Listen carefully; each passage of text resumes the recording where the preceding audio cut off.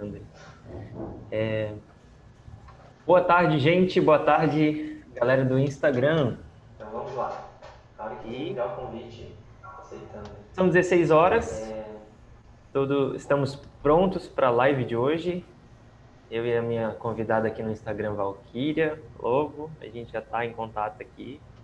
Vou aceitar o convite a hora que ela enviar aqui. Enquanto isso, vamos às saudações. Olá, pessoal. Estamos aqui preparando a chegada do nosso amigo. E nós estamos no Instagram e no YouTube. Então a gente só vai rapidinho ajustar as duas redes sociais e vamos começar. Esse é o programa que eu promovo aí em colaboração com parceiros, que se chama Uma Mão Lava a Outra. Tá tudo certo aí, Val? Tô perfeito aqui, tô te esperando. Ó, eu vou aceitar agora.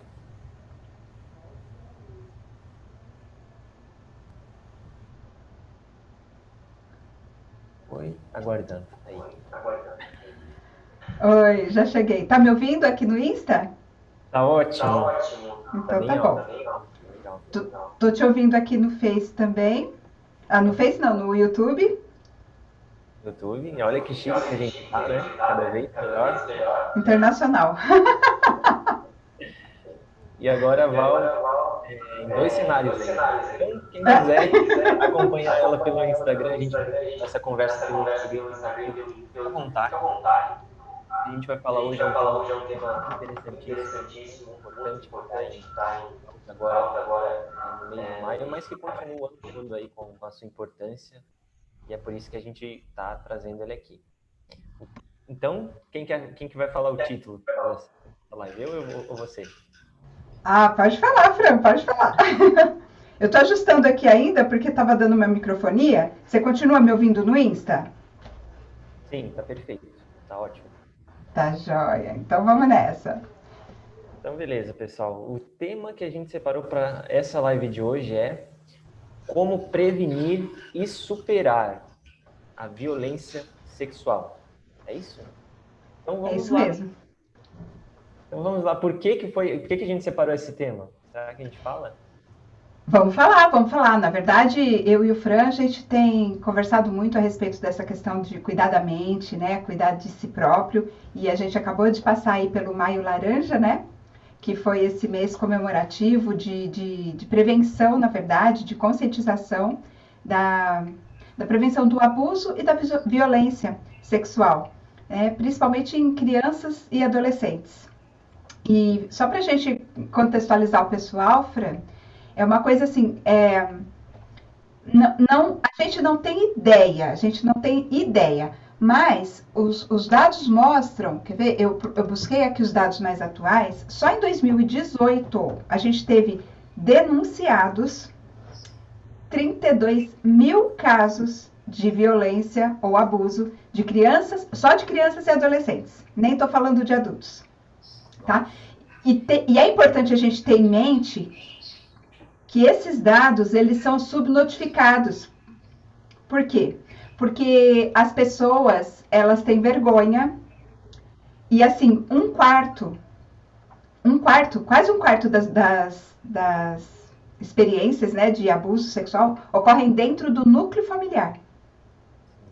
Você entendeu? Então, assim, 23% ou é pai ou é padrasto, tá? Mas não significa que mulheres não possam abusar, viu? E assim, parentes, menores de idade, né? Tem até umas historinhas pessoais para te contar aí que o pessoal fala, não é possível. É possível sim, e acontece muito mais do que a gente imagina. Então, se esses dados são os notificados, a gente pode multiplicar aí pelo menos por 5, tá? O número de subnotificações. Se são 32 mil notificados, multiplica por 5, que é o número aí que o pessoal tem estimativa de que acontece. Acontece muito mais do que a gente imagina, e não tem a ver com classe social, tá? Inclusive, parece que é muito mais, que acontece muito mais nos meios de classes mais baixas economicamente, mas é o contrário. Não o contrário, é que elas são mais notificadas. Os de classe social mais alta, eles têm mais receio de se expor, de complicar a questão assim sabe, de exposição mesmo, de né, família, herança, um monte de coisa, e aí eles acabam abafando muito mais o caso do que nas populações de classe mais baixa. Então é triste, é terrível, é terrível. E o impacto que isso causa na vida de quem está envolvido em ações assim, né, enfim, em violências dessa forma, é tão grande que perdura a vida toda da pessoa, né, de uma certa maneira, envolve a família em vários níveis, e é por isso que esse tema se faz tão importante, não só em maio, né, e para nós, ainda mais importante porque a Valkyrie e eu trabalhamos com família. A gente quer impactar, Exatamente. né, pessoas individualmente, mas também famílias para que, de uma forma geral, a gente tenha uma melhor qualidade de vida, a gente modifique positivamente a nossa cultura, porque há muita gente tem uma cultura que carrega traços não positivos, porque às vezes a gente tem, eu digo isso porque a gente tem muitas falsas crenças, né? Falsas crenças, crenças limitantes, isso e aquilo, que impedem a gente de ter a vida que a gente sonha. É Então, bem isso. é por isso É que a gente bem está isso. aqui É, e... Pode falar. eu conheço, eu tive a oportunidade de conhecer pessoas, inclusive, minha mãe ela sofre de depressão. E o ano passado ela passou por um processo de um tratamento semi-intensivo, era uma semi-internação no hospital psiquiátrico da USP aqui de Ribeirão Preto. E eu acabei conhecendo as colegas dela, né, que participavam daquele mesmo programa de tratamento psiquiátrico. Então eles iam lá todos os dias de segunda a sexta, das 7 da manhã até as 3 da tarde, então acabava formando. A gente brincava, eu e minha mãe, a gente brincava que era a creche, eu levava a minha mãe na creche, né? Brincadeira interna nossa. E lá eu conheci muitas colegas dela mesmo, que estavam precisando de apoio psiquiátrico e tudo por conta de abuso sexual na infância. Então, assim, não é brincadeira. As pessoas. E a gente acha que se falar a respeito disso, a gente vai estimular ou que vai mexer numa coisa que não é para mexer. Pelo contrário, quanto mais a gente falar a respeito disso, quanto mais a gente empoderar as pessoas para que elas saibam que isso acontece, estejam preparadas para se um dia isso vir a ameaçar acontecer com você, já saber como se defender. Sim, eu até posso comparar isso à modificação causada quando a gente enfrenta um obstáculo e não foge dele. É um mecanismo de luta ou fuga. E quando a gente foge de mais de um problema ou de alguma coisa que incomoda a gente, ele vai persistir. Esse problema ele só vai persistir e aumentar. Então, a solução é enfrentar, é discutir, é conversar, é dialogar, é aumentar a consciência, é tudo isso. Tem uma frase que eu gosto muito que diz assim: a maneira mais rápida de você passar por um problema é através dele. Então, enfrenta que você vai ver que já vai passar mais rápido. Senão a gente fica fugindo, evitando. É muito pior. É muito pior. E eu posso falar de cadeira, tá, Fran? Sim. Já posso dar spoiler aí ou você quer me conduzir a nossa entrevista aí? Já vai falar o porquê, né, que a Val vai trazer uma grande contribuição para essa live hoje. Eu diria assim, eu gostaria até de perguntar para quem está nos vendo agora, seja no YouTube ou no Instagram, se você já passou por algum caso ou conhece alguém que já passou por algum caso de violência sexual, seja na sua família ou fora dela, porque eu conheço alguns casos, né? E é muito difícil ver alguém também que não conhece pelo menos um caso de alguém que sofreu com violência. Então, galera, comenta aí, eu conheço, ou da forma como você preferir, porque a partir de agora, o que a gente vai fazer? Nós planejamos essa live num modelo de entrevista, né? Mais ou menos assim. E também uma forma de contribuição. Eu vou trazer algumas estratégias, ferramentas, a Val também vai contribuir da forma dela. Mas por que entrevista? Porque a Val ela tem uma história muito linda de superação. E o tema dessa live combina totalmente com essa história dela, que ela vai trazer aqui, e que tem a ver um pouco, totalmente com o tema de violência sexual, Maio Laranja, né? A gente está aqui para promover esse tema. e fortalecer. Então, vamos nessa. Começamos com a seguinte pergunta. Val, sobre esse assunto, violência sexual, quando foi a primeira vez que você teve contato? Ou se deu conta que existia essa violência sexual? Olha, Fran, eu fiz 49 anos esse mês que passou, em abril. Fiz 49 anos. E a primeira vez que eu soube que existia violência sexual, na verdade eu não sabia que tinha esse nome, tá? E eu vim a saber depois de adulta, né, que chamava abuso sexual. Nunca ninguém conversou comigo a respeito disso. Mas eu tive contato com isso pessoalmente aos 5 anos de idade pela primeira vez. E aos 11, 12, novamente por outra pessoa. E assim, por incrível que pareça, quando eu tinha 5 aninhos, a pessoa que abusou de mim, eu nunca cheguei a ser estuprada, tá? Nunca houve penetração, mas era manipulação, uma série de situações assim bastante constrangedoras e difíceis de viver, principalmente quando você tem 5 anos de idade e você é completamente indefeso, né? Era uma babá que eu tinha, era uma moça de 11 anos e ela abusava de mim, praticamente assim, todos os dias, e ela me ameaçava, ela dizia que se eu contasse para minha mãe, ela ia colocar o chinelo virado para baixo, que a gente tinha aquela crença sabe essas crenças populares? De que se colocasse o chinelo viradinho para baixo, a mãe da gente morria. E eu chorava, desesperada.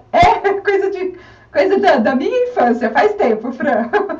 Tinha isso, a gente acreditava nessas coisas. Hoje em dia eu sei que muitos abusadores usam ameaças do tipo assim, ó, se você contar para alguém, ninguém vai acreditar em você. Ou então, se você contar para alguém, eu vou matar sua família inteira. Ou eu vou te matar e eu me mato.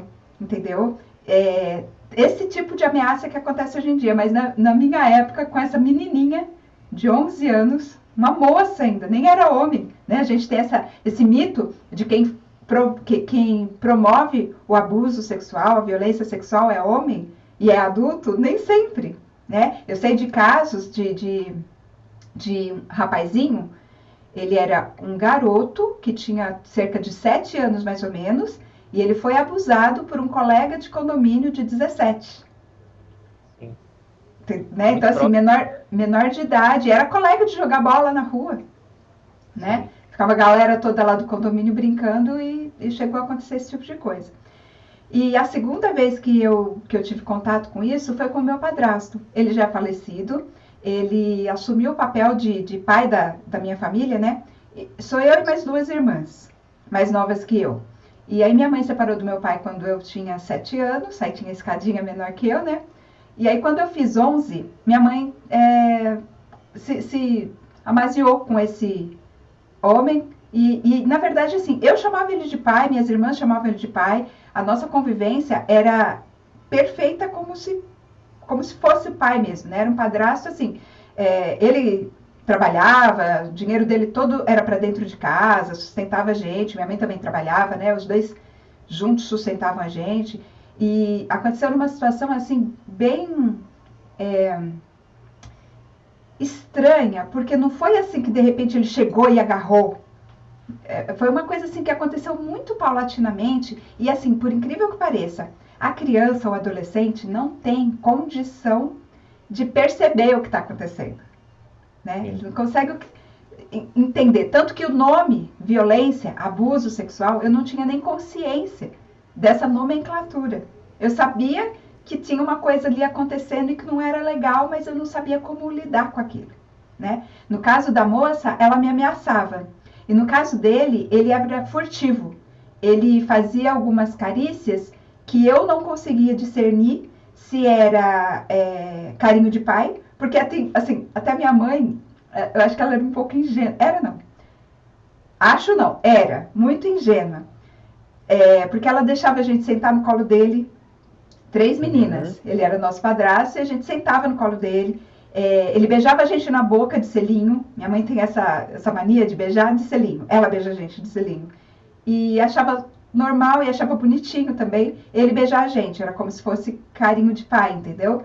Então, Ele que ia acordar a gente de manhã para ir para a escola, né? Então, assim, quando começou, acorda, acorda, batia assim, né, na perna, batia na perna. Até chegar no ponto em que o acorda era aquela passadinha de mão na bunda, demorou, não foi de um dia para o outro, assim, aquele negócio que assustou. Foi paulatino, foi muito lento. Tanto que eu lembro bem que tinha uma época que eu tinha dúvida, eu ficava com raiva de mim, porque eu achava que eu era muito maldosa de pensar uma coisa dessas de uma pessoa que era tão boa pra gente, que cuidava da gente, que... E assim, fora isso, ele era um pai perfeito. Educava, sustentava a gente, levava para passear, era carinhoso, era uma pessoa boa, entende? Não era um monstro. A gente imagina, né, com aquele uniforme de desenho animado, todo riscadinho, que é os irmãos Metralha, né? Os irmãos Metralha, que é bandido, que usa máscara. Não é nada disso. É a pessoa que está ali do lado da gente.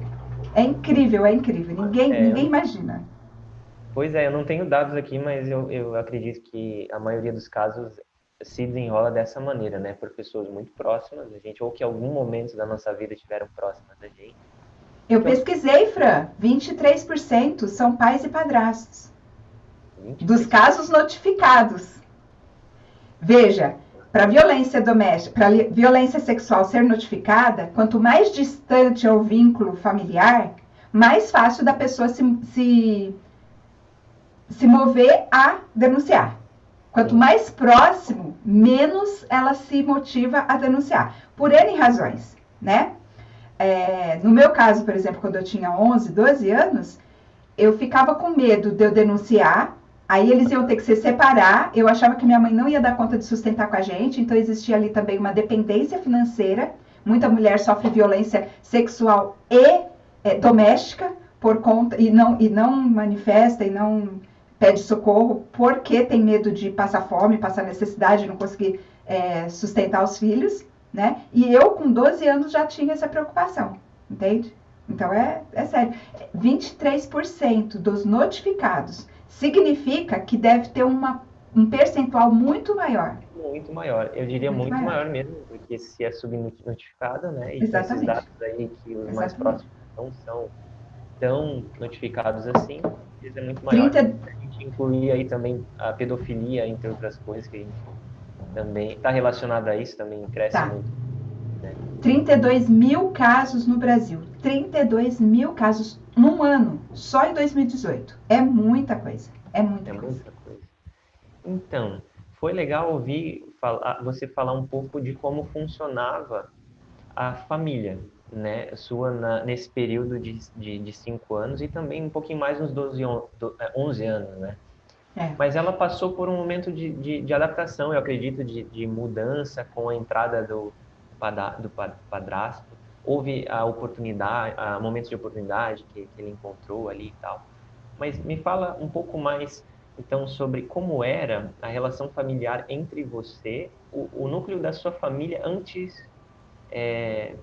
Pode considerar também a relação com o padrasto, né? Mas como era a relação assim no dia a dia? Como você diria que é com a sua família? Como eu te falei, assim, no começo, lá quando eu tinha 5 aninhos, foi um episódio, foram várias vezes. A Amanda Verardo tá por aqui, ó, nossa amiga Amanda Verardo. A Juliana, tem um monte de gente legal aí. Quando eu tinha 5 anos, Fran, era uma babá. Na verdade, era assim, era uma espécie de agregado, assim, da família, era uma pessoa próxima da família, né? Eu sou nordestina, eu sou do Recife, e lá no Nordeste é muito comum, assim, filhos que são adotivos, mas não são legalmente adotivos, tem uns agregados, assim, sabe? É diferente, né? As famílias são. E essa mocinha, ela era assim, era como se fosse da família, mas ela cuidava da gente, como se fosse assim uma irmã mais velha, alguma coisa nesse sentido, entende? Era babá. Enquanto minha mãe e minha avó saíam para trabalhar, ela cuidava da gente, né? Ela tinha 11, eu tinha 5, minha irmã mais nova tinha 4. Então é você, mais 2 irmãs, sua mãe e sua avó? Mais 2 irmãs, minha mãe. Não, minha avó mora em Recife. Nessa época a gente estava em Recife. Por isso que tinha a minha avó nessa composição familiar. Tinha o meu vodrasto também, não sei se é assim que chama, mas era o marido da minha avó, que não é o pai da minha mãe. Mas assim, ele sempre foi muito cortês conosco, nunca teve nenhum tipo de problema, era só essa mocinha mesmo. E quando aconteceu na minha adolescência, né, que começou quando eu tinha uns 11 para 12 anos, foi quando comecei a ficar mocinha, né, formar o corpinho e tudo mais. E era assim, era minha mãe, o marido dela, né, que era esse homem que foi nosso padrasto, ele morou com a gente por 5 anos, e as minhas 2 irmãs, eu e minhas 2 irmãs. Então eu tinha 12, a outra tinha 11, e a outra tinha 7, quando ele conheceu a gente. E ele morou conosco durante 5 anos. E esse abuso sexual, essa abordagem não aconteceu logo no começo. Demorou um tempo. Eu não tenho clareza assim de quanto tempo, mas eu tenho na memória assim que foi um período bem longo, sabe? De meses e meses dessa angústia, porque começou devagarinho, era aquela coisa assim bem sutil, era muito sutil. Então, nesse ponto, vocês já viam ele como alguém da família mesmo? A gente chamava ele de pai. Então, entendi. A gente não chamava ele pelo nome, a gente chamava ele de pai. Eu não tinha contato com meu pai biológico desde que eu tinha 7 anos. Ali eu já estava com 12. Então ele era a figura paterna que eu tinha. Entendeu? Entendi. E eu calculo, eu imagino que isso deva ter acontecido na nossa vida durante, eu acho que uns 2, 3 anos. Então, houve uma grande transformação aí, né? Da visão que vocês tinham dele inicial, acredito. Até mesmo... É que é confuso. Outra coisa deve ter acontecido, mas... É que é confuso. Para a pessoa que sofre violência, ainda mais se ela é criança ou adolescente, existe uma confusão muito grande na cabeça. Por quê? Porque assim, olha, num momento, ele é o pai, ele é o pai, a pessoa que é seu pai, entendeu?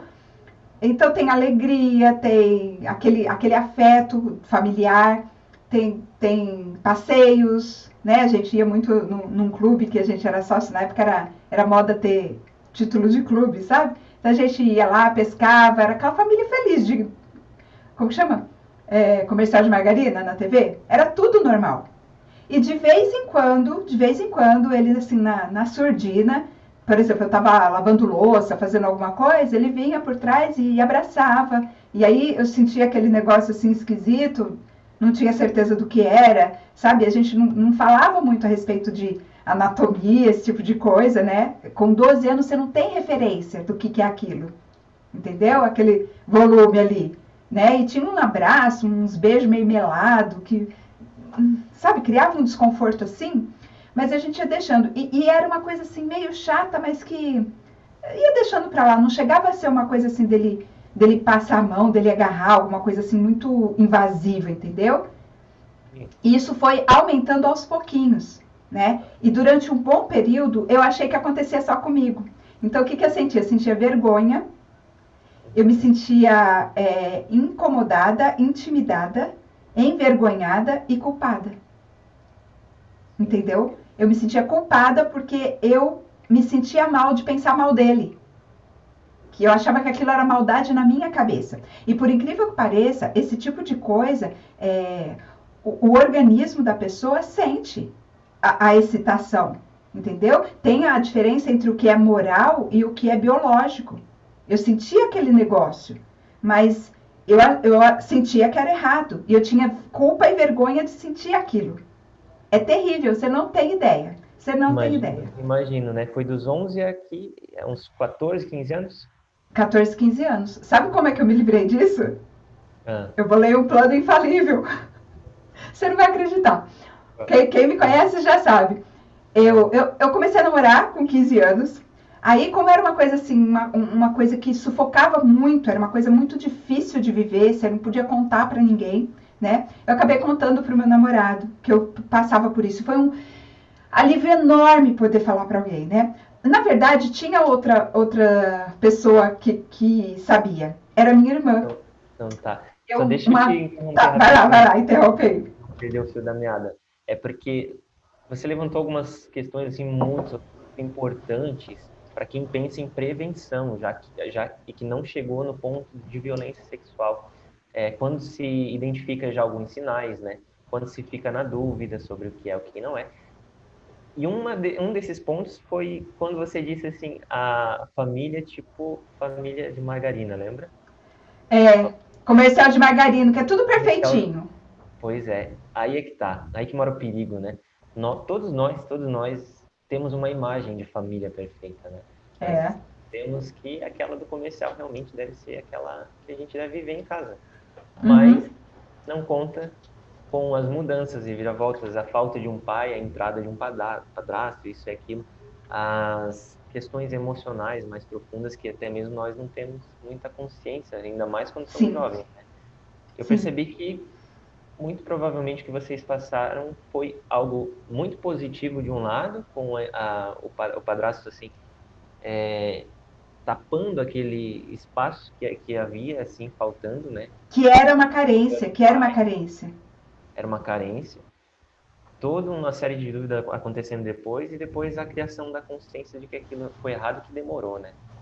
Então, e esse negócio que você está falando é muito interessante pelo seguinte, os adultos, a gente tem ideia de que um fator seja o financeiro, né? Mulher que não denuncia, por exemplo, violência doméstica, ou mesmo violência sexual, né, com o próprio companheiro, que acontece também.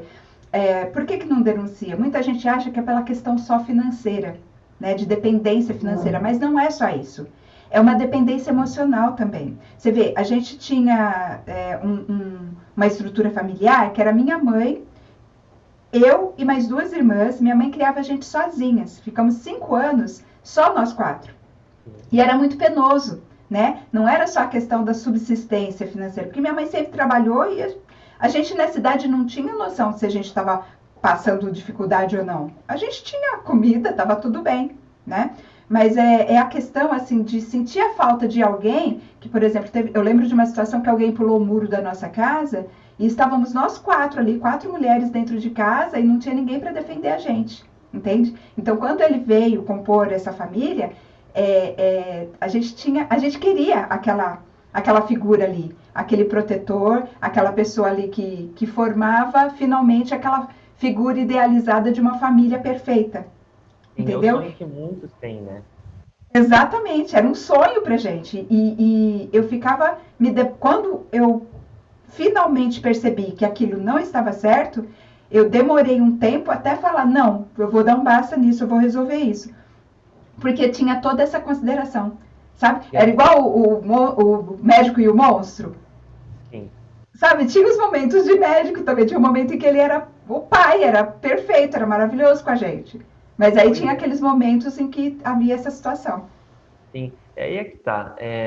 Eu gostaria de dizer assim para quem tem algum tipo de dúvida, né? Aqui fica o alerta, né? Quando ficar o emocional diz uma coisa, a cabeça diz outra, toda uma série de questões que balançam a gente como um todo, é importante investigar, né? No mesmo momento, né? Tentar não prolongar, porque senão a marca vai ser muito maior depois. E os nossos sonhos, a partir daí, eles não deixam de existir. Eles só vão sofrer um replanejamento, uma reestruturação, né? Eu acho que é interessante a gente separar bem os públicos aí, né? Quando a gente está falando de criança, existem estratégias, e eu busquei muito, depois de adulta, né? Formas de prevenir para que as crianças que eu conheço não passem pela mesma situação. E adolescentes também. Então, por exemplo, meus netinhos, eu tenho 3 netos. Uma de 7, um de 5 e um de 3 aninhos. Com os 3, eu já fiz leitura, por exemplo, desse livrinho aqui, ó. Dá pra ver? Pipo e Fifi? Sim. Esse livrinho, ele é um livrinho que foi... Deixa eu ver se dá pra mostrar aqui. Ele foi publicado... E ele é exatamente com esse objetivo, ensinando proteção contra a violência sexual. Quando a gente fala para as crianças a respeito disso, a gente ensina para elas o que é legal, o que é que não é legal, elas têm ferramentas, elas têm subsídios para elas mesmas se protegerem e se prevenirem, entendeu? Elas deixarem para lá. Inclusive, eu trouxe aqui, não vai dar para mostrar no Insta, mas seria interessante. Tem um site que chama assim, ó, Defenda-se, defenda-se, defenda-se.com. É mantido pelo Instituto Marista, e é uma série de videozinhos curtinhos que mostra exatamente como é que a gente faz para munir a criança de ferramentas que faça com que ela perceba essa violência que está acontecendo, ela consiga identificar isso, porque esse é um grande problema. A criança não consegue entender que aquilo ela está sendo vítima de um abuso. É uma situação que ela não sabe lidar e ela não consegue identificar. Percebe? Isso é muito grave. Então, quando a gente começa a ler esse tipo de livrinho, para o meu filho mais velho, que já está com 33 anos, eu li esse daqui, ó, já está mais velhinho, desde pequenininho, Uma Vivência de Amor, falando de sexo de 6 a 9 anos. Então, a gente acha que não pode falar de sexo com criança? Deve. Tem outro livrinho dessa mesma linha aqui, esse aqui é de 6 a 9. Tem um que é de 4 a 6, e acho que tinha outro de uma versão mais velha também. E esse defenda-se.com, que eu te falei, que tem vários videozinhos falando a respeito disso, para a criança conseguir realmente entender a situação, perceber, identificar a situação de violência e conseguir reagir, né? Tem coisas que a criança não... Por exemplo, ela fica presa nessas ameaças, nessas chantagens veladas. Às vezes é chantagem explícita. Se você fizer isso, eu vou fazer aquilo. Eu vou matar sua família. Eu vou mentir, eu vou desmentir. Você vai ficar aí... Ninguém vai acreditar em você. E às vezes é uma ameaça velada, como acontecia comigo, por exemplo, com o meu padrasto, que eu tinha receio de desfazer, né? Eu via o sacrifício da minha mãe para criar a gente. Eu vi a dificuldade que ela tinha, né, para cuidar das 3 filhas, e eu ficava imaginando que se eu denunciasse ele, tudo aquilo ia se romper. Então era uma ameaça também, né, que ameaçava a minha própria estrutura familiar. E é por isso que a gente não sabe o que fazer, não faz nada, fica mantendo aquilo lá, entendeu? Aí é que está o mais importante para a gente resolver cada probleminha, seja ele, né, em pequena... variadas dimensões, dependendo de quem está enfrentando, está no explorar, no dialogar e no solucionar as dúvidas, e não amontoá-las, assim, a ponto de ser um exagero total. Isso acontece aqui, ó, isso acontece muito aqui dentro do nosso cérebro, né? Quanto Exatamente. mais a gente tem dúvida, mais a gente tem medo. Quanto mais a gente busca ter respostas para as nossas dúvidas, mas os lados se equilibram e a gente consegue avançar. É claro que para ter novas dúvidas, né, nem sempre a gente vai exaurir todas as possibilidades, mas a balança ela se equilibra só dessa forma. Então, fica aí mais uma dica, né, para quem está nos vendo. Quando sobra dúvidas, você precisa tentar respondê-las pouco a pouco. Começa pelas mais fáceis, conversando com quem você mais confia, e aí foi o que aconteceu, né, com a Valquíria, ela vai falar mais um pouquinho sobre isso. E aos poucos vai avançando nessa insegurança, né, para que se possa tomar uma atitude diante daquilo que mais importante é o progresso, né? Eu posso falar muito, Fran, a respeito de o que é viver isso, nessas 2 fases da vida. Eu posso te falar a respeito de prevenção, porque depois de adulta eu fui pesquisar e fui realmente buscar informações para proteger os meus filhos, os meus netos e os meus escoteiros, que eu sou chefe de escoteiros. É um trabalho voluntário que eu desenvolvo de educação de crianças e adolescentes.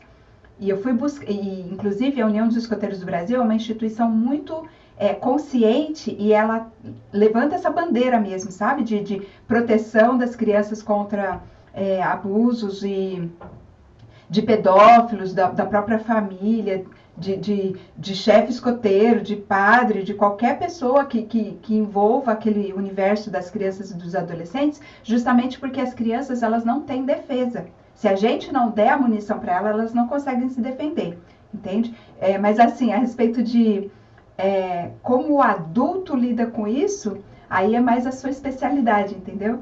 Eu sei como aconselhar os pais a ajudarem as crianças e os adolescentes. E a parte do adulto de se curar, aí eu acho que é você que pode ajudar mais. Eu acho que eu dei sorte e acho que não fiquei muito traumatizada, né? Então, E consegui transportar isso para uma coisa útil, né? De levar essa mensagem, de cuidar mais das crianças, de prevenir para que eles não passem por isso, né?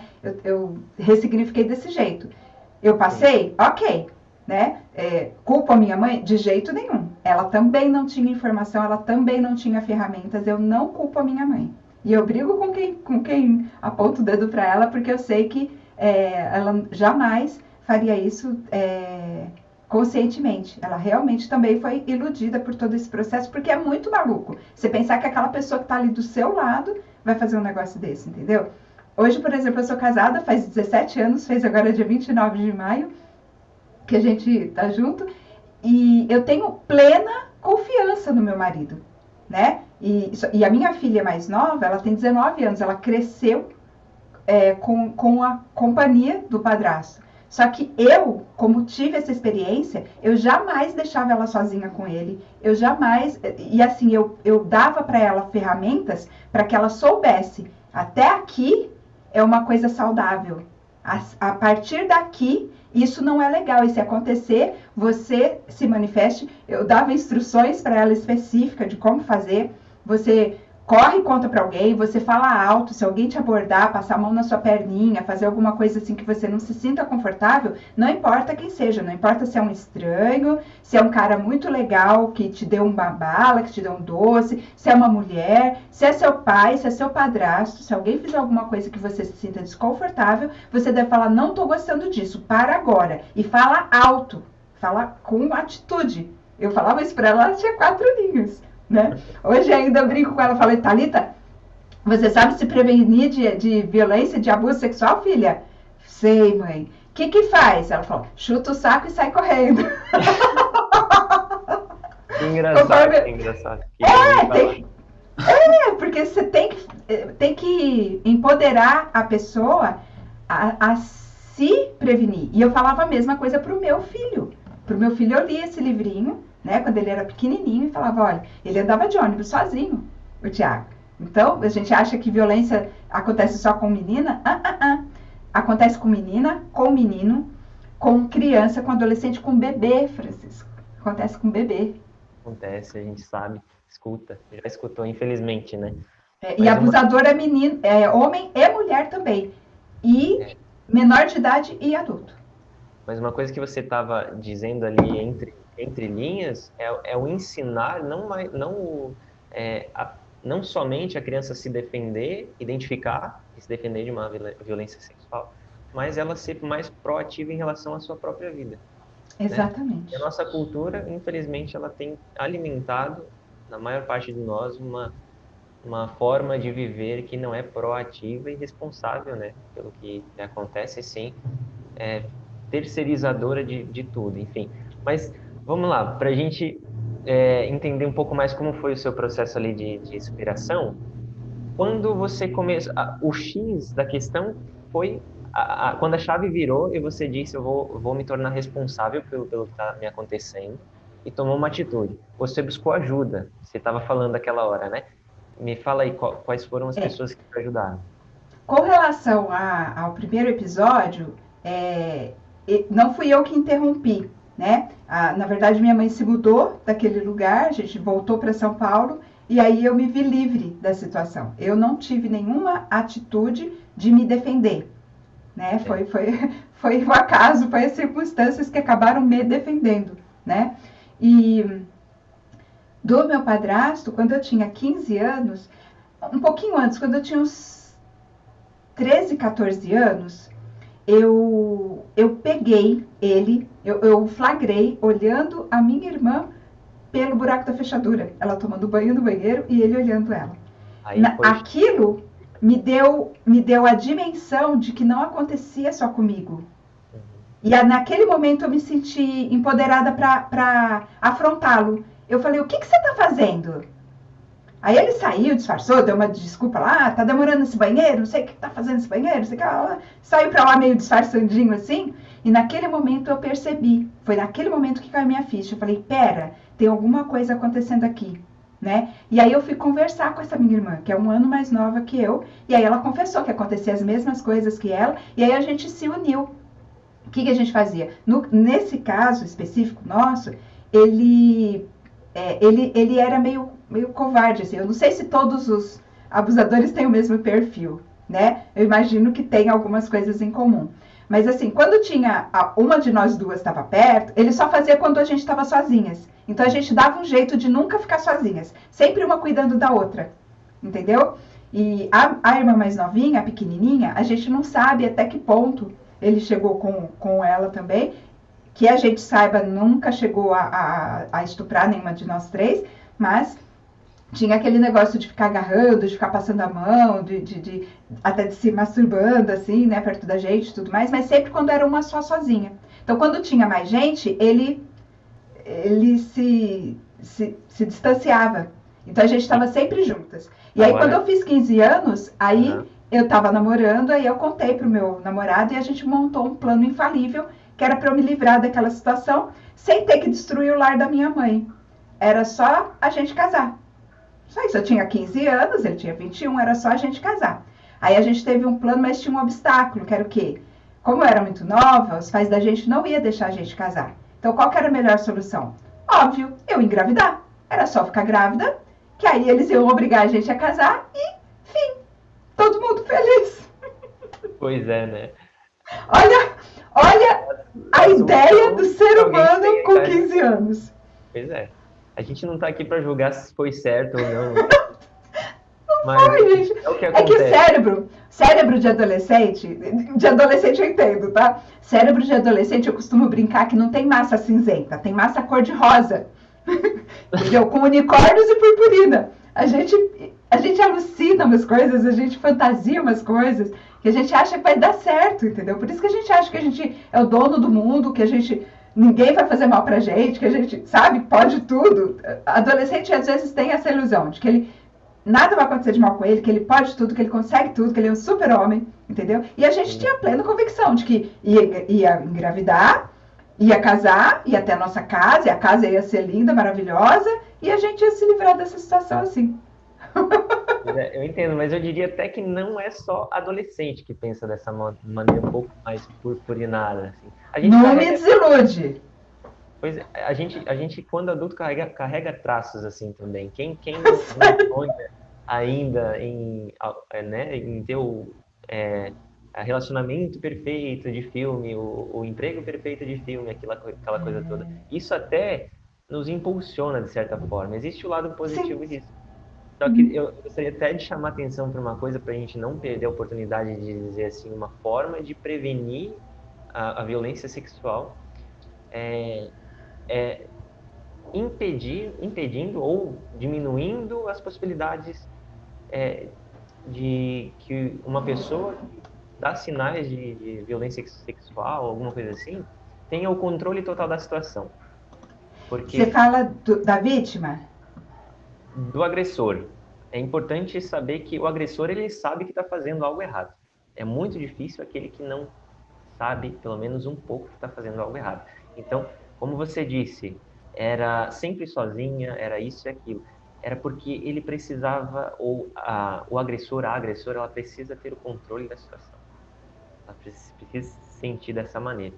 Então, quanto mais a gente se prevenir nesse sentido, e prevenir nossas crianças também, de situações em que elas não tenham nenhuma forma de escapar do controle de uma pessoa, geralmente mais velha, quando agride, sim, né? Sim.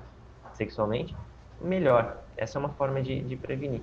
Agora, avançando, eu acho legal que instintivamente, intuitivamente, a gente consegue encontrar, com mais tempo e com mais dor, infelizmente, a saída para o sofrimento. E isso acontece da seguinte maneira: a gente direciona o nosso foco para aquilo que nos incomoda, a nossa mente ela começa a questionar bastante, levantar questões. Isso tudo simplifica, de uma certa maneira, os processos que a gente vivencia nas terapias cognitivas comportamentais, entre outras. É preciso direcionar o nosso foco, claro, desprender de um tempo para solucionar, para dar encaminhamento para aquele problema, e também se expor de uma certa maneira àquele assunto, ao invés de fugir dele. Então, é isso que a gente vê que você passou ao longo todos esses anos, né? E com as ferramentas que você tinha, encontrou a saída, que era engravidar, enfim. Agora... eu queria fugir daquilo, né? Acabou não terminando bem do jeito que eu planejava. A parte da gravidez aconteceu realmente, tanto que eu já sou avó de 3 netos, né? E nem fiz 50 anos ainda. Meu filho é mais velho que você, tem 33 anos. Aí é que está, até complementar, aí é que está a importância, gente, de a gente falar mais sobre meditação, interiorização, e também fazer mais, colocar a nossa mente no papel. Não ficar só alimentando os nossos fantasmas, ficar só na parte subjetiva. Tudo que se conversa em família, na rua, tudo está contribuindo para a nossa personalidade, para a construção da nossa personalidade e, consequentemente, a nossa vida. A nossa vida... Por isso tem algumas frases que, assim, 100% não dá para concordar, mas você já ouviu falar de uma frase que a gente vive como vivencia o eco daquilo que a gente... dos sons que a gente usa? A vida é um eco? Então, cuidado com aquilo Faz sentido. Mais ou menos isso? Então, tem frases que dizem assim, elas são muito rígidas, eu diria assim, não são 100% verdade, mas assim, a gente precisa cuidar com aquilo que a gente está produzindo aqui na nossa mente, alimentando todos os dias. E uma forma muito, muito eficaz de fazer isso de maneira positiva é colocando nossos pensamentos no papel, nossos medos, nossos anseios, dialogar com eles, ver que, na maioria das vezes, eles são apenas pensamentos que ganham corpo e vão sendo alimentados e se transformam em monstros no final das contas. A gente precisa desarmar esses monstros. Muito interessante você falar isso, porque eu me lembrei de algo, porque eu falei pra você, né? Eu acho que eu não fiquei com nenhuma sequela, eu acho que eu levo isso até de uma maneira bem tranquila, não tenho nenhum tipo de problema. Eu sei que gente acaba tendo problema, né, de doença mental, de depressão, tem gente que tem problema de alguma limitação sexual, né? Tem algumas coisas que fica meio limitado nesse aspecto. Mas eu acho que não fiquei com nenhuma sequela, pelo menos conscientemente não tenho nada, né? E eu acho que, eu lembrei, você falando agora, que teve 2 situações fora que eu já comentei, que eu acho que foram os gatilhos que me liberaram dessas sequelas. A primeira foi que, com 12 anos, eu tentei me matar, para fugir da situação. Nossa, 12 anos. Tomei um monte de remédio, bebi produto de limpeza, acabou que eu fui para o hospital, tomei uma lavagem estomacal, levei bronca de todas as minhas vizinhas, porque eu não podia contar para ninguém porque que eu tinha feito aquilo, todo mundo achou que era uma frescura de adolescente, né? Que é sempre frescura, é sempre drama, nunca é uma coisa séria, né? E eu tinha o hábito de fazer diário, sempre eu tinha o diário secreto e eu contava tudo ali. Então, eu acho que eu elaborava tudo aquilo, né, de uma maneira que eu externava, não ficava guardando. O contar é muito importante. O falar, o botar para fora é muito importante. E eu lembro também que nessa ocasião em que eu tentei o suicídio, graças a Deus que eu não consegui, como vocês podem ver, eu ganhei um livrinho da Poliana. Poliana era uma moça que era uma menininha, fazia o jogo do contente. Então, tudo que acontecia de ruim, ela achava um jeito de olhar o lado positivo daquilo. E aquilo, como você falou, né, formou muito a minha personalidade. Todo lugar que você me vê assim, sempre sorrindo, tirando sarro de tudo, achando graça. Amo meme, e meme é assim, minha diversão. Acho tudo muito engraçado. E eu acho que isso foi que realmente me protegeu emocionalmente, psicologicamente, dessas situações que poderiam ter resultado num trauma, né? Incapacitante, inclusive. Eu conheci muita gente lá no hospital, na creche da minha mãe, que era incapacitado, não podia trabalhar, não tinha como continuar vivendo, tinha crises horrorosas, tudo por conta de trauma psicológico e emocional dessas violências. E é exatamente o que tem incapacitado muitas pessoas ainda hoje, porque se perdeu esse tipo de hábito de registrar em um diário, de Sim. meditar, de fazer a sua oração, de conversar com alguém sobre questões mais íntimas, né, suas crenças, isso e aquilo. Mas é exatamente isso que desarma nossos monstros, e tira o poder de todo tipo de medo que a gente tem, ou quase todos Certeza. que temos. Então a gente precisa incentivar isso, e é isso que eu tenho promovido cada vez mais assim nos conteúdos. A gente precisa começar a se tornar um pouquinho mais mestre, especialista, eu diria, no nosso mundo interno, né? E não tão expert, não tão especialista nas ferramentas, no que é digital, em tudo aí que o mundo, que a gente tem Pra fora, né? por graças a Deus, a gente tem muita coisa que nos ajuda, mas quando até a gente já passou desse ponto, de que isso se tornou exagerado. Nós passamos, todo mundo sabe, né, é divulgado na televisão, que em média o brasileiro passa 4 horas por dia diante da televisão. Talvez hoje até mais diante do celular, porque isso está mudando, né? Sim. Então, por quê? Porque aí é que está a resposta dos nossos problemas. Na verdade, está na pergunta, né? Porque o foco está para fora quando deveria estar para dentro, né? A gente não dedica mais nem 20 minutos. Quando se fala, você dedica 20 minutos, você dedicaria 20 minutos todos os dias para ficar sozinho no quarto ou em qualquer lugar, orando, colocando os teus pensamentos numa folha, alguma coisa do tipo, fazendo uma atividade contemplativa? Eu faço. É difícil, né? Não, mas para muitos de nós é muito difícil. A maioria não consegue. Acho que não tem tempo. Pois é, não tem tempo. Mas... Tem 4 horas para TV, para internet, para tudo mais, mas não tem 20 minutos para focar para dentro. Pois é, mas eu diria assim que é inevitável, uma hora ou outra, pessoas que fazem isso e até vão ter que encontrar tempo. Tem que encontrar tempo de uma forma ou de outra, porque o nosso corpo ele vai trazer isso à tona de uma forma ou de outra. Vai. Muitas vezes é em forma de doenças, né? Principalmente hoje é o que a gente mais vê, transtornos mentais e muita coisa. Sim. Então, é para isso que a gente tá aqui, para não deixar, né, você... Chegar nesse ponto. Então, é isso mesmo. Até faltou uma coisa para a gente trazer aqui à tona, se der tempo, é que você até falou o que te ajudou a superar, né? Isso, foi muito legal.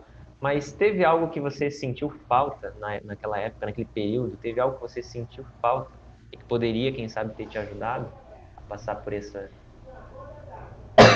Olha, eu acho que sim.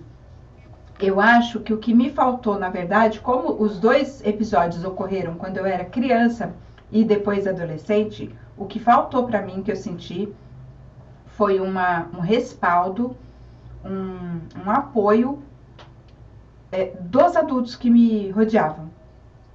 Tanto no sentido de observar com mais atenção os sintomas, os sinais que são dados, né? Porque a criança ela fica um pouco mais retraída, ela começa a querer evitar a companhia de uma certa pessoa, entende? E a nossa sociedade, inclusive, ela contribui para que esse abusador ele tenha oportunidades, né? Por exemplo, é muito comum a gente educar a criança pequenininha e aí quando a gente acha que a gente está educando ela, está tornando ela uma pessoa educada, a gente obriga ela a dar beijinho, abraça a vovó, abraça o vovô, abraça o tio. E quando a criança não quer, a gente reprime, a gente condena, a gente obriga praticamente. Porque se ela não fizer aquilo, ela está sendo mal educada. Quando o que a gente deveria ensinar é que ela é senhora do seu próprio corpinho E ela não é obrigada a beijar e abraçar ninguém se ela não quiser. É isso que a gente deveria ensinar, né? E eu senti falta tanto de um adulto que olhasse e percebesse os sinais que eu estava dando, porque a criança, ela não tem condição de chamar o adulto e falar assim, ó, mãe, senta aqui um pouquinho, deixa eu bater um papo com você. Olha, está se passando isso, isso e aquilo. Ela não tem essa condição, ela não tem esse repertório, entende? Que cabe ao adulto, que é mais lúcido, né, mais consciente, observar melhor, olhar menos para o celular, olhar mais para essas crianças e perceber, né, mudanças de comportamento. Senti falta desse adulto que fosse lá me resgatar, eu que tive que me libertar, e eu senti falta também da confiança. Eu não tive esse discernimento e esse expediente de chamar o adulto e falar, escuta, está acontecendo isso, isso, isso, preciso de ajuda. Eu não sabia, eu não soube fazer isso. A maneira como eu me libertei daquilo foi me rebelando, xingando, acusando, né, dando aqueles rompantes de rebeldia de adolescente. Por exemplo, quando minha mãe não queria me deixar sair para ir para uma festinha ou fazer alguma coisa que eu queria, aí eu dava aqueles gritos, né? Por que você não vai cuidar do seu marido no lugar de ficar me enchendo o saco? Sabe? Aquelas bombas assim que solta e que não faz muito sentido, mas que a pessoa também não presta atenção. Como assim cuidar do meu marido? O que isso quer dizer? E deixava passar. E aí se irritava também e vinha, né, para impor a autoridade, abafava toda aquela rebeldia lá, né? E, na verdade, tudo isso era o que? Era sintoma de que eu estava precisando de alguém que realmente reconhecesse a situação que eu estava vivendo e tomasse uma providência. Porque com 12, 13, 14 anos eu não tinha condição mesmo, né? Repertório, expediente para eu tomar uma atitude e uma resolução para aquele problema. Eu senti falta disso. Entendi. Pois é, eu acho que tanto o seu público como o meu público precisa mais estar atento a essa questão de estar mais atento aos sinais. Tudo começa nos pequenos sinais. Os adultos dão sinais de que precisam se interiorizar mais, questionar suas próprias certezas, né? O que a gente carrega culturalmente, assim, dos nossos pais, aquela ideia de tudo é hierárquico, né? Eu falo, você abaixa a cabeça. Quando um burro fala, eu outro abaixa a orelha. Eu adoro essas frases. A gente precisa questionar um pouquinho mais essas certezas, assim, essas frases antigas que a gente tende a alimentar ainda hoje, por um bem maior. E o bem maior é a relação familiar, né? Tudo se constrói a partir do seio da família, né? Todo tipo de sonho, relações que a criança vai ter no futuro dela, todo sonho que se constrói em cima de uma família daquela de televisão, da margarina que a gente estava falando, se constrói a partir da relação familiar. E eu até já estou fazendo um loop aqui para retomar algumas coisas que a gente falou durante essa live. Importante, então, na família, conversa acima de tudo. Nossa, muito. Uma conversa aberta e que esteja também aberta a quebrar os preconceitos. Porque quando é normal, a gente não agrada a todo mundo, então uma palavra ou outra ofender outra pessoa, mas nós somos responsáveis por aquilo que nós fazemos após os sentimentos que a gente tem, né? A gente controla a nossa língua, a forma como a gente reage. Talvez não controle, né, essas questões que acontecem dentro da nossa mente, o que a gente vai achar do que o outro falou, enfim, mas a gente controla tudo que a gente emite. Então, precisa ter mais conversa, mais interiorização, Sim. Mais diálogo, mais troca de experiência, mais... No lugar de empurrar isso, né, para baixo do tapete ou querer tampar o sol com a peneira, às vezes a pessoa não quer enfrentar aquela situação, né? E acha assim que, meu Deus, vai ser muito ruim se eu enfrentar. E na verdade, eu vou te dizer, das 2 vezes, foi só quando eu falei a respeito daquilo, Fran, você não tem ideia do alívio gigante que dá quando você fala, quando você põe para fora aquilo. Que que você estava passando. Parece que lava a sua alma, você parece que flutua de tão leve que fica, sabe? Guardar aquele negócio para você, não falar para ninguém, ficar escondendo, é muito pior, é muito pior. E eu acho que a gente precisa ter esse olhar, e eu vou dizer uma coisa para você. Esse olhar, assim, de querer enfrentar a situação e resolver, ela inclusive é libertadora para o próprio abusador, porque eu não duvido que era uma situação muito horrível também. Caiu aqui no Insta, vamos voltar? No Instagram rapidinho, porque acabou de terminar aqui, mas eu já vamos lá. Eu vou recolocar ali no Instagram e a gente já... Boa.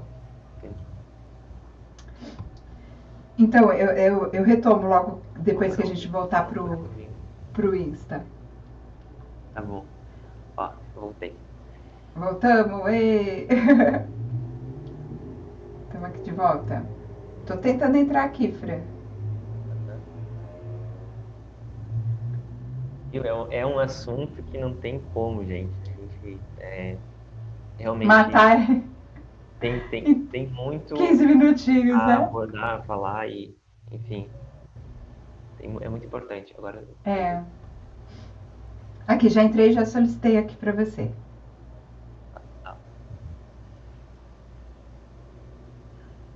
O que eu tava falando mesmo, Fran, antes de cair? Eu ia falar um negócio tão importante. Esqueci. Só. Entrou? Aí, então, a gente estava fazendo uma retomada né? Tava falando do alívio, né? Da pessoa ficar guardando. É importante retomar isso daí, porque assim, ó, a gente acha que a gente deve evitar esse assunto, não tocar nisso, deixar para lá, e na verdade isso vai criando feridas dentro da pessoa, né, da mente, do coração da pessoa, que são intransponíveis depois. Eu lembro que nas 2 ocasiões, quando eu pude finalmente falar para alguém que estava acontecendo, é assim, como se você tomasse um banho de cachoeira, aquilo te alivia de uma maneira absurda.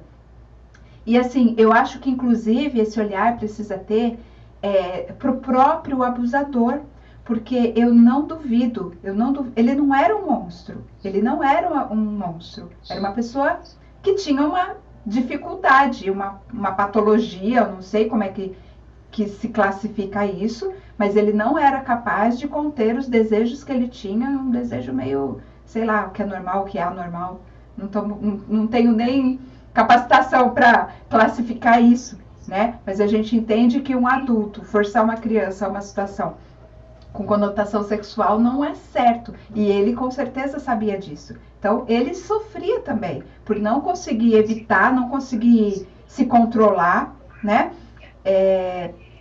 E continuar nesse vício, nesse ciclo, né? Então, quando a gente toma coragem, né? Eu digo assim, se de repente é uma mãe que está percebendo que existe essa situação dentro da família dela e fica com aquela, meu Deus, falo, não falo, fecha os olhos ou não,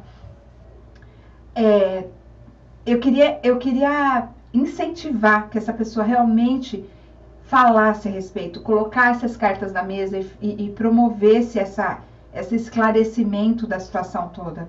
Porque existem tratamentos para esse abusador, né? E existe tratamento também para o abusado, para que ele consiga se libertar de tudo aquilo. Eu dei sorte, consegui, né, resolver no diário, né, lendo Poliana, transformando tudo aquilo numa coisa mais leve, né, deixando uma coisa mais produtiva, inclusive procuro repassar para as outras pessoas para que elas se previnam, né? Mas tem muita gente que acaba adoecendo para sempre e fica aí penando a vida inteira sem ter a coragem de colocar para fora. Eu tenho certeza, Fran, que pelo menos assim, algumas pessoas que eu vi lá, né, colegas da minha mãe, eu tenho certeza que se elas tivessem condição de externar aquilo que elas passaram, elas estariam assim a meio caminho da cura, entendeu? Sim. Tanto é que eu acredito muito casos, né, casos clínicos comprovados de que pequenas mudanças, seja na parte do diálogo ou, enfim, em uma forma de externalizar o sofrimento que é carregado ao longo da vida, contribui para a cura da pessoa. esse com certeza é um dos fatores mais decisivos nesse processo assim, de tratamento. E isso fecha tudo, tudo isso culmina, sabe aonde? Na percepção, e a gente já falou dela, né? A questão da percepção em outra live. A percepção está toda hora sendo construída, a todo momento. Nesse momento, você que está vendo a gente, eu e a Val, você está construindo a sua personalidade por causa dessas experiências, desse conhecimento sendo colocado, dessa exposição a essa live, né?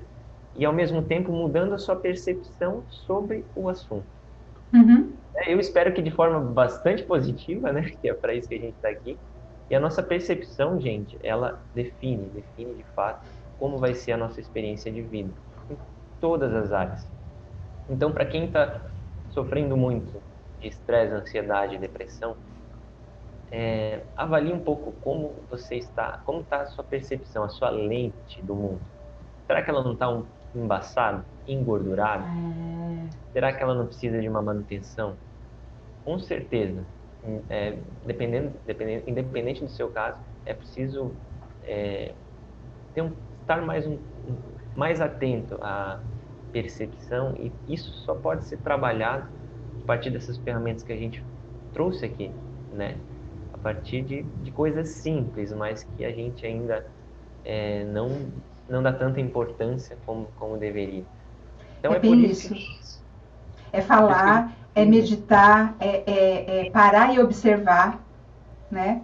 E buscar realmente outros caminhos, não ficar evitando esse assunto, evitando o confronto daquilo que você está vivendo. Realmente encarar aquilo, né? E acreditar que existem caminhos melhores do que muitas vezes aqueles que a gente acha que são os únicos, que a gente vai estar sempre sozinho, que a gente nunca vai ser apoiado por ninguém.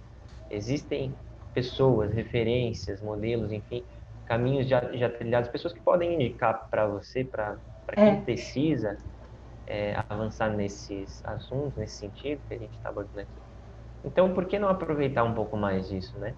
Ninguém é perfeito nesse mundo, você não vai encontrar o guru perfeito, aquele que vai te guiar até o final da sua vida, mas a gente pode ir se construindo com o auxílio de outras pessoas aí, que tem muito a contribuir também.